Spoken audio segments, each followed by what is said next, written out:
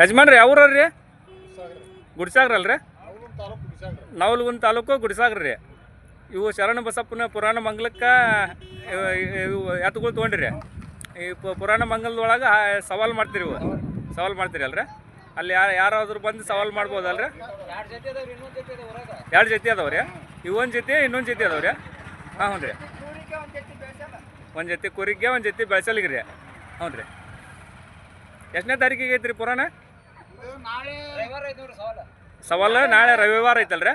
ಯಾರು ಬೇಕಾದರೂ ಬಂದು ಭಾಗವಹಿಸ್ಬೋದಲ್ರಿ? ಎಲ್ಲ ಊರು ರೈತರು ಬಂದು ಭಾಗವಹಿಸ್ಬೋದು. ಹ್ಞೂ ರೀ.